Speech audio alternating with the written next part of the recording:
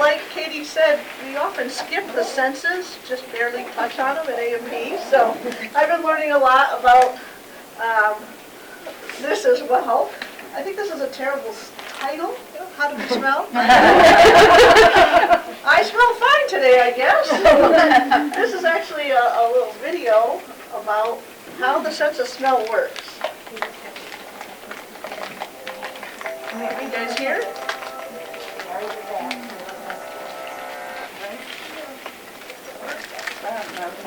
No. I don't know if they can hear this very well. It's muted up on the screen, I think. Oh, yep, okay. It's muted, Michelle.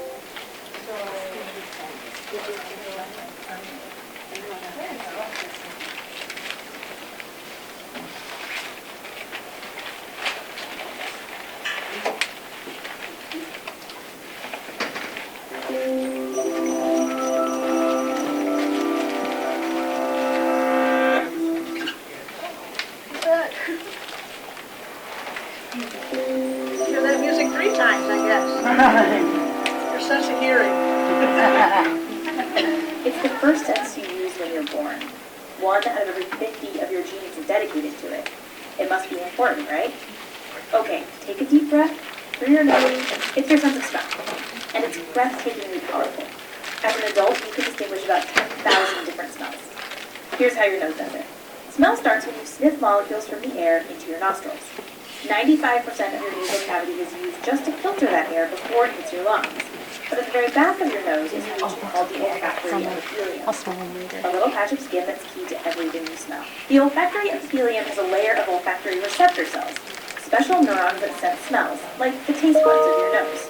When odor molecules hit the back of your nose, they get stuck in a layer of mucus covering the olfactory epithelium. As they dissolve, they bind to the olfactory receptor cells, which fire and send signals through the olfactory tract up to your brain. As a side note, you can tell a lot about how good an animal's sense of smell is by the size of its olfactory epithelium. A dog's olfactory epithelium is 20 times bigger than your puny human one. But there's still a lot we don't know about this little patch of cells, too. For example, our olfactory epithelium is pigmented, and scientists don't really know why. But how do you actually tell the difference between smells? It turns out that your brain has 40 million different olfactory receptor neurons. So odor A might trigger neurons 3, 427, and 988, and odor B might trigger neurons 8, 76, and 2,496,678. All of these different combinations let you detect a staggeringly broad array of smells. Plus, your olfactory neurons are always fresh and ready for action. They're the only neuron in the body that gets replaced regularly, every 4 to 8 weeks. Once those neurons are triggered, the signal travels through a bundle called the olfactory tract to destinations all over your brain, making stops in the amygdala, the thalamus, and the neocortex. This is different from how sight and sound are processed. Each of those signals goes first to a relay center in the middle of the cerebral hemisphere, and then out to other regions of the brain. But smell, because it evolved before most of your other senses, takes a direct route to these different regions of the brain, where it can trigger your fight or flight response, help you recall memories, or make your mouth water. But even though we've all got the same physiological setup, 2 nostrils and millions of olfactory neurons, not everybody smells the same things. One of the most famous examples of this is the ability to smell so-called asparagus heat. For about a quarter of the population, urinating after eating asparagus means smelling a distinct odor. The other 75% of us don't notice. And this isn't the only case of smells differing from nose to nose. For some people, the chemical androstenone smells like vanilla. To others, it smells like sweaty urine. Which is unfortunate, because androstenone is commonly found in tasty things like pork. So with the sweaty urine smellers in mind, pork producers will castrate male pigs to stop them from making androstenone. The inability to smell a scent is called anosmia, and there are about 100 known examples. People with allicin anosmia can't smell garlic. Those with eugenol anosmia can't smell cloves. And some people can't smell anything at all.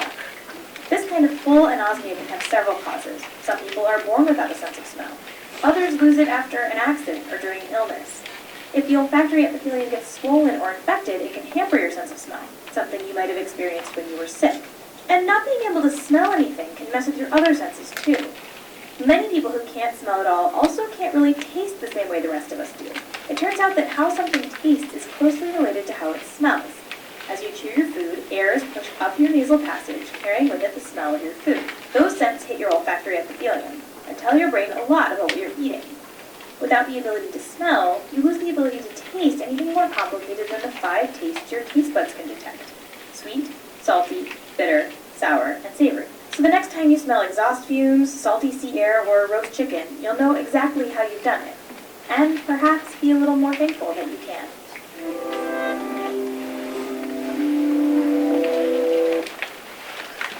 So that kind of showed you the pathway that the sense of smell goes through. And one of the things that they pointed out there was most senses go to the thalamus, like this relay center.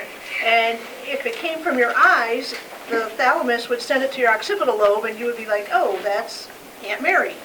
Or if you heard something, it would go to the thalamus and be sent to your temporal lobe, and the temporal lobe would be like, oh, that's the sound of a bell ring. But the sense of smell goes through the amygdala and the hippocampus first. The amygdala is your emotional sensory area, and both of them together play a role in memory. So smells will bring up stronger emotions and memory than almost any of the other senses. Okay, so you probably, my grandfather smoked, he smoked terribly all the time, but he smoked a pipe once in a while. And when I smell that smell, I instantly think of Grandpa, even though he's been dead for like 30-some years, because the sense of smell is so tied to memory. They think that even the olfactory bulb itself contains some of the memories. It doesn't even go any further than that, which is really interesting as well. So this kind of picture kind of shows you this pathway, and the thalamus is crossed off because the other senses really do that, but not the sense of smell. Here's another one. This woman is smelling a rose, and you can again kind of see the pathway through. The olfactory bulbs, which are these white things right here, so this brain would be like that, okay, so your eyes are right here. The olfactory bulbs sit on top or in your skull. If you take this skull off, this brain would sit right in here like this. And right above your nose, there's a place on either side of this little bone projection with little holes in it. It's called the cribriform plate. And the olfactory bulbs sit right above that. They've even figured out to get to your brain, they have surgeons now that can take little tiny needles and go up through the cribriform plate and do surgery in your brain, because it's a natural hole. Hopefully that person has a really steady hand when you're doing that. Anyway, I found this fact in an article that I was reading when I did this.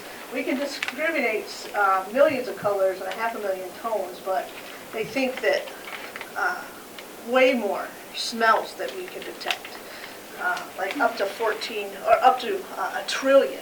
Although that research in 2014 has been discounted since then. They think that the statistics were goofy.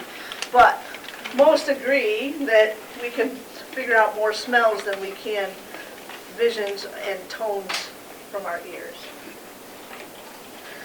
Anyway, the different receptors, like remember in the video when she said number 3, number 78, they think that each receptor has a different shape, and when, like most smells are a mix of different things, like the roast chicken, you smell the chicken, you smell maybe a couple of the different herbs. When you put those combinations together, you get roast chicken. Okay, even though this one might be for the thyme and the basil and the garlic and the chicken, you know what I mean?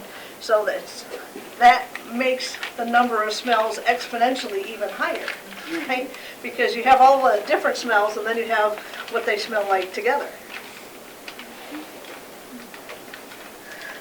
Okay, almost last, before we get into Katie's thing, I found this article by 2 women who basically wanted to compare the sense of smell, hearing, and vision.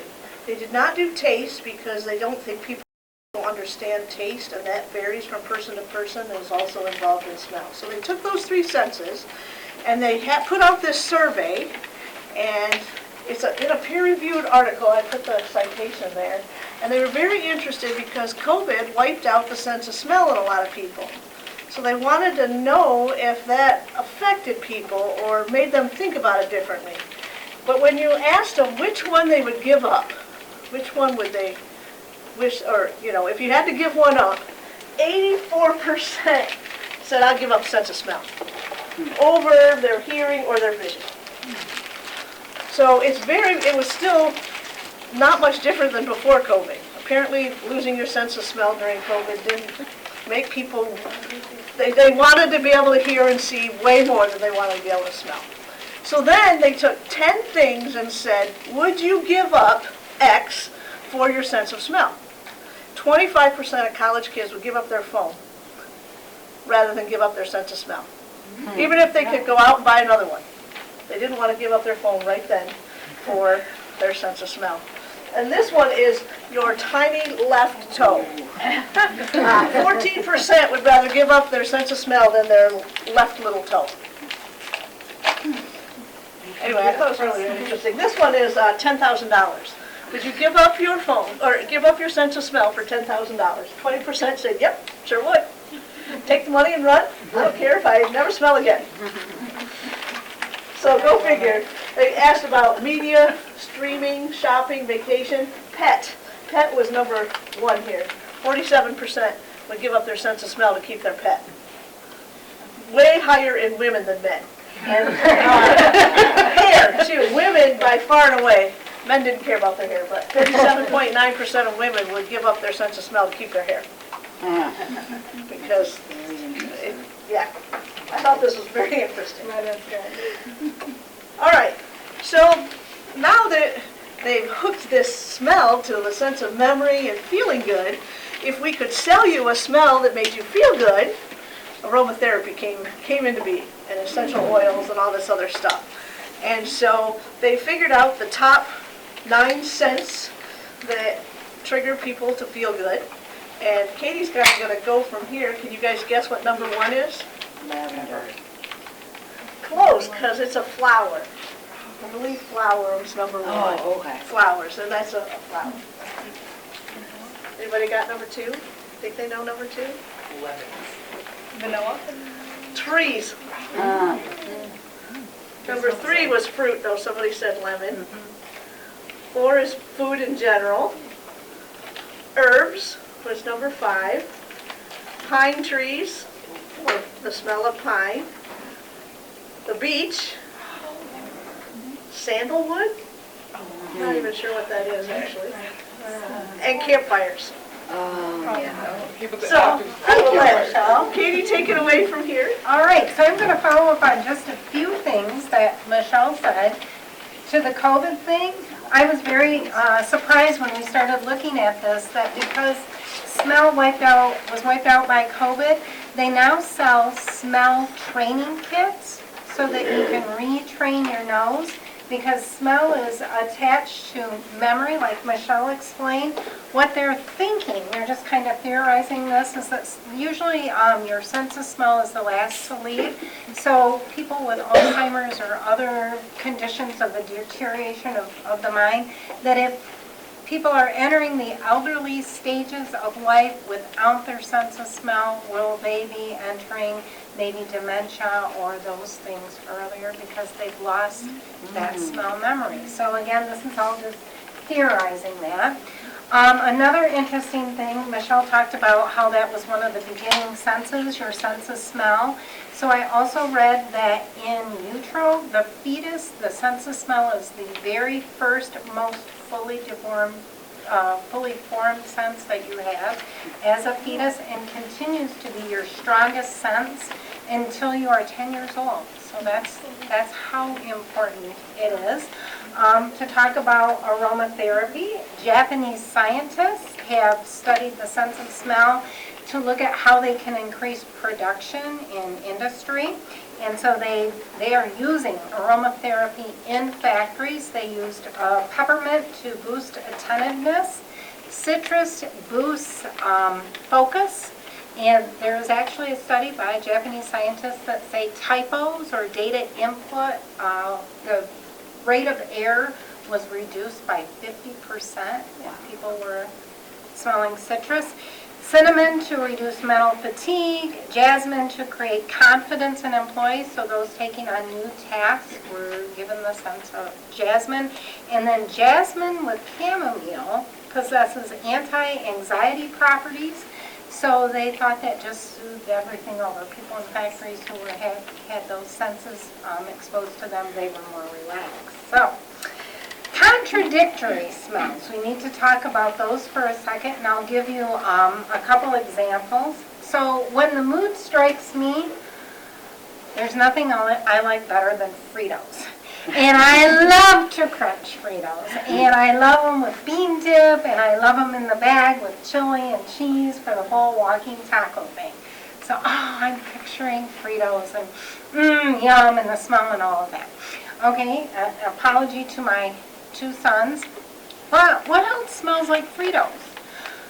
Nasty tennis shoes smell like Fritos. Wet golf shoes, stinky socks. I used to haul around a bunch of boys in my vehicle for football practice. They smelled like other things and Fritos. So those are contradictory smells where you can love a smell but also associate it with something else. Another contradictory smell, and I have this as well, is pizza. So many people love the smell of pizza. But in the set of stinky markers, pizza's on the stinky side because for some people, those spices, and like for me, I don't like it. I also cannot separate it from the smell of warm, damp, greasy cardboard.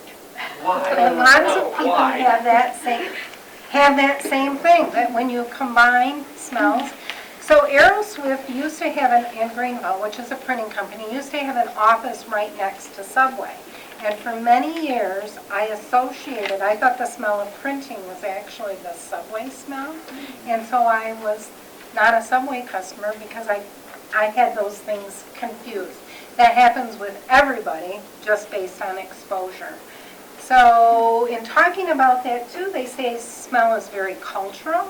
So depending on what spices you were raised with, you may have been raised in an Indian culture where you love the smell of curry and those more exotic, what we call exotic spices, and maybe somebody from America wouldn't find those things attractive.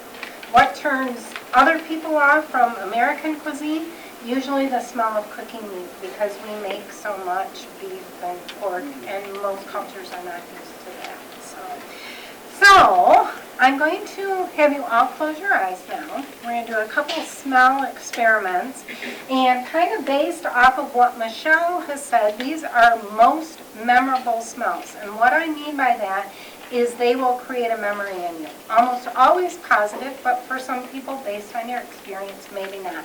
So if you'll just keep your eyes closed through this and open your brain nose, your nose, and imagine with your nose the smell of coffee in the morning. Can you smell that? How about, again, from Michelle, campfires? What do you smell? Popcorn?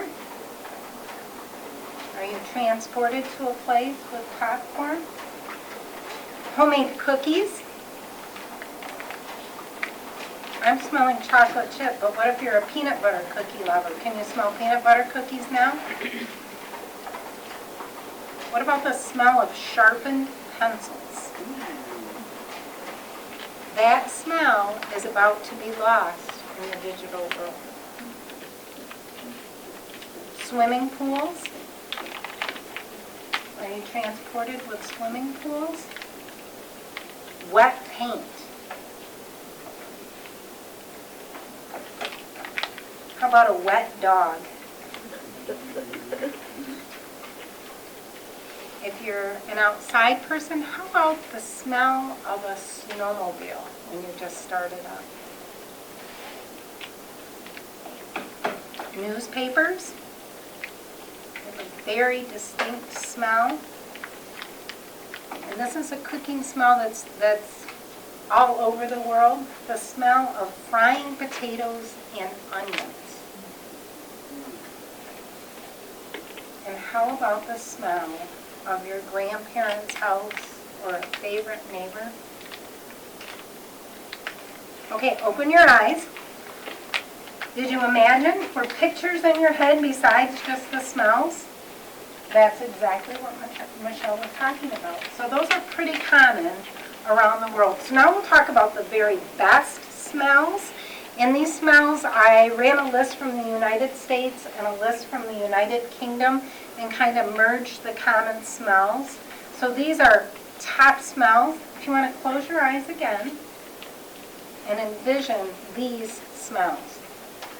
Number one, the smell of baking bread. How about bacon cooking? Freshly mowed grass. This one is very specific. The smell of freshly washed clothes hung on a clothesline in the summer that are now on you. A Sunday roast that is cooked all morning while you were away at church or another worship, and now you've walked into your house. Smell when you open the door. Now, another cooking smell that smells totally different but follows the same process. Thanksgiving dinner. A fresh cut Christmas tree you've just brought into your house. A summer barbecue, and if you use wood or gas or charcoal, those all smell different. Suntan lotion. Leather, new pair of shoes, a saddle. Matches, when you first strike a match, that real sharp smell. Furniture polish, in particular, Pledge. A new car. And crunchy fall leaves. If you want to open your eyes, I'll go and talk real quickly about campfires. That is a smell that is so particularly a favorite of almost everybody, unless you live out west and you equate it with the smell of the wildfires. People who live in our area think of campfires in the fall and with leaves and all of that, usually a bonfire, that kind of thing. People in the southwest have very different fires, different wood, no leaves. So their bonfires smell different. So does anybody have a favorite smell that I didn't say that you think of, want to share? I wouldn't say it's my favorite, but it's one of my top 5 probably. Yeah. And people find it very unusual, but sauerkraut. I love the smell of sauerkraut, and I don't know if it's because I like the taste of it so much, but yeah, sauerkraut is one of mine. That's interesting. Pedro? Cold rain. Cold rain. Okay. Almond extra.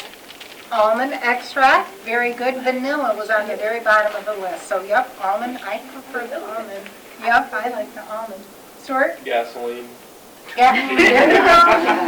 I'll be keeping a good eye on you, Stuart. Put the gasoline away. Yeah, I like the smell of the wet paint.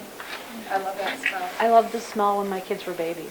Okay, yeah, babies yeah. is a very good smell.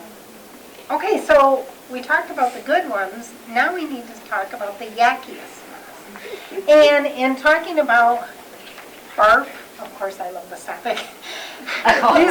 These were described as barf smells, yak smells, gross smells, spew smells, and there was one, just vomit smells. So these are smells that may actually change how your stomach feels. Maybe makes a change in your mouth, can cause your expression to change. Yet for some people, these might be good smells. I doubt it.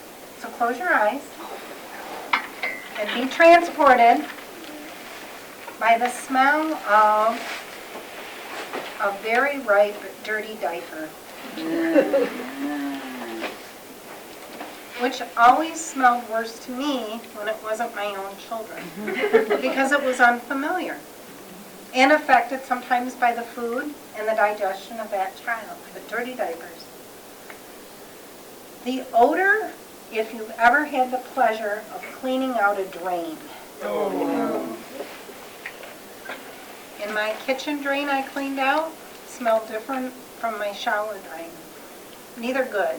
Neither good. Sweaty, unwashed bodies, so the good old BO. If you've ever been unfortunate enough to have your septic system not work properly or have baggage in your basement, the smell of raw sewage. Straight up vomit. Everybody knows that smell, which I associate with, I was telling Amy and Michelle, pink stuff. That's what the janitors used to throw on vomit. Pink stuff. Amy said for her it was orange stuff. But to even smell that, the odor neutralizer, makes me go, not good. Spoiled milk. Rotting spoiled meat. A well-used porta-john on a hot day at the end of a concert or sporting event. Stop it. Horrible. I went to Beer Fest for several years. Those porta-johns actually smelled kind of good. Sweaty feet, dirty socks, dirty tennis shoes, the good old Frito funk. Cow manure. Somebody's morning breath. Oh, Plastic burning or melting. Exhaust fumes on a cold day. Garlic breath. This is a good smell to some people, me included, but oftentimes blue cheese is a turn on. The smell of bleach, which smells clean but also is so strong. Cigarette smoke. Roadkill. I don't know if you've ever been out driving in the summer and your windows are down and you're having the time of your life and I had somebody tell me, this wasn't on the list but I added it, I had somebody tell me, same thing in the summer if they go by a chicken production plant or egg plant. And then the last one I added is my top least favorite smell. Fish sticks in a microwave. Okay, does anybody have a worst, stinkiest smell they would want to share? Yes. Rotten potatoes. That's what Rotten tomatoes, yep. Pedro? I didn't have my hand up, but I do now. The smell of campfire when you come home.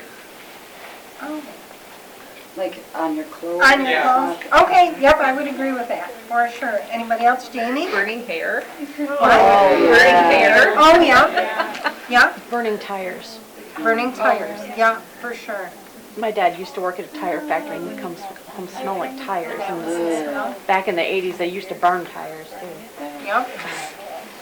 The Purina plant in Denver. Okay, very specific, yep. On I-70. Ooh, it's awful. Okay, so we are going to end this program with one of the top smells worldwide. So you can close your eyes again and think. And it goes back to something that Barbara said earlier. You want to put a little bit of happy heaven scent in your brain. So think of a baby fresh out of a bath, rubbed with baby lotion, maybe a light powder, even though they don't do baby powder anymore, and wrapped up in a blanket that had just been washed and hung on the clothesline in the summer. And that is it. Michelle, why don't you come up in case we have any questions? And she also brought a sheep brain. Oh, I forgot to show my sheep. Yes. The olfactory bulb on a sheep brain is quite a bit bigger than human olfactory, even though they're about the dumbest critter on earth. They can smell a lot better than we can, and they're the big white things at the end if anybody wants to playing with my sheet brain. We double bagged it, so it's safe. Do you have any questions on scent or smell? Answer for you? The reason that I selected this topic, and I'm so grateful for Michelle always playing along with my schemes, is because there is an essay story in our MCC Read selection called Scratch and Stickers, which you'll see in front of you. Depending on your age, you may or may not have fun in the past with scratch and sniff stickers, and it is kind of about nostalgia and memory and that kind of thing. So I would encourage you to read that essay if you get the chance. And that's it. And one of my students, Hannah, Oh yes, Hannah, come on up. was, I don't know, she just came up with this idea to do yeah. research, and I didn't know about it, but when I was telling her I was doing this talk, she had 3 deodorants, Yeah. and she was asking people, one of them was masculine, one was feminine, and one was kind of neutral, and she was getting people to rate them. What was your favorite or least favorite? And this graph, she sent this to me, this is the olfactory preference for men. So 63% of the guys who answered the survey preferred the neutral, and 37 of them preferred the masculine. Not a single one picked the female, which is weird because she asked them their gender. She wanted to see if Gender played a role in what you like. on what you liked, but clearly they didn't like the female cologne. I guess. There was the most dislike for the female too. Most, yes. And this one was the olfactory preference in women, and about half of them, again, picked the neutral. And then 34% picked the masculine, and the least favorite, even among the women, was the female smell. Which I thought was kind of interesting. That would be interesting. Yeah. See the pattern. Talks about marketing to us, what people assume in particular Yeah. they like or is As we go with attractive. more neutral, we're getting less. Yeah. So A, B, and C, which one was which? Like A was, do you remember? Yes, A was the feminine. Okay. That was the one I liked the most. Some people did, but it just tended to, out of everyone, it tended to fall more Yeah. on the least favorite. Then B was the neutral and C was the masculine. C was the worst. I didn't care for the masculine at all. It was terrible. It did tend, I think what I found with the females, that they had a slightly more adverse reaction to the masculine than the men did. They Okay. tended to like it a little bit less. It was. There's a question I right was over here. just curious, what products did you use for each one? Like what was the described scent for each one? It was native, and the women was lavender and rose. The neutral was cucumber and mint, and the masculine was sandalwood and That's why I don't like sandalwood. shea butter. Mm. Sandalwood and shea butter. Very good. Yes. All right, everybody, thanks for coming.